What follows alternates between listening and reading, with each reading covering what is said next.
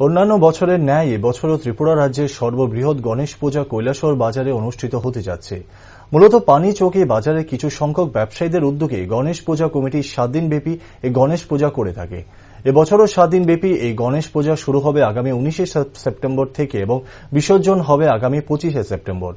বর্ণাঢ্য র্যালি এবং শোভাযাত্রার মাধ্যমে 7 দিনব্যাপী এই গণেশ পূজার অধিবাস হবে আগামী 18 সেপ্টেম্বর সন্ধ্যায়।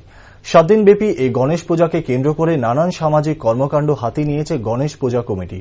ঠিক এরই অঙ্গ হিসাবে 3 সেপ্টেম্বর রবিবার কৈলাসহরের পানিচৌকি বাজারের নিত্যানন্দ মহাপ্রভুর আখাউড়া বসে আঁকো প্রতিযোগিতা অনুষ্ঠিত হয়। মোট 3টি গ্রুপে এই বসে আঁকো প্রতিযোগিতায় 350 জন শিশুরা অংশগ্রহণ করেন। বসে আঁকো প্রতিযোগিতা শেষে অংশগ্রহণকারী সকল শিশুদের গণেশ পূজা কমিটির পক্ষ থেকে মডেল দেওয়া হয় এবং মিষ্টি মুখ করানো হয়।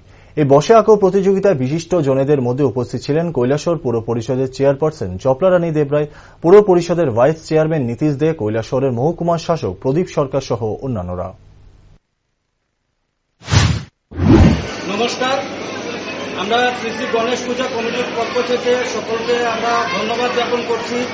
আজকে স্থানীয় আগ্রায় শ্রী শ্রী গণেশ পূজা কমিটির পক্ষ থেকে বসে আঁকো প্রতিযোগিতা সেখানে অনুষ্ঠিত হচ্ছে এবং আমরা আনন্দিত।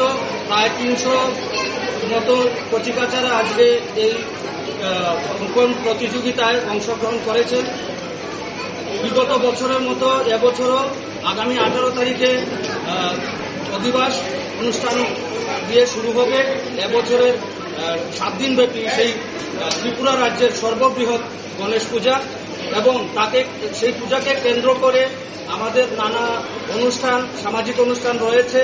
স্বচ্ছ ভারত অভিযান, দুস্থদের মধ্যে বস্ত্রদান, রক্তদান উৎসব এবং বৃক্ষরোপণ উৎসবের মতো অনুষ্ঠান আমাদের সামনে রয়েছে, আমরা হাতে নিয়েছি সেগুলি। তো আমরা শ্রী শ্রী গণেশ পূজা কমিটির পক্ষ থেকে সমস্ত রাজ্যবাসীকে আমরা আমন্ত্রণ জানাচ্ছি আমাদের এই উৎসবে সামিল হয়ে আমাদের এই প্রয়াসকে সার্থক করে তোলার জন্য। নমস্কার। গণেশ পূজাও কেন্দ্র করে কোন সঙ্গীতানুষ্ঠানের আয়োজন করা হচ্ছে? এখনো সেটা কথাবার্তা চলছে, প্রতি বছরের মতো চেষ্টা চলছে যাতে বহিরাগত শিল্পীদের নিয়ে এবং স্থানীয় শিল্পীদের নিয়ে অনুষ্ঠান করা যায়। 7 দিনব্যাপী অনুষ্ঠান থাকবে। আমরা সকলকে আমন্ত্রণ জানাচ্ছি সেই সকল অনুষ্ঠানে আপনারা অংশগ্রহণ করবেন এবং আমাদের এই প্রয়াসকে সার্থক করে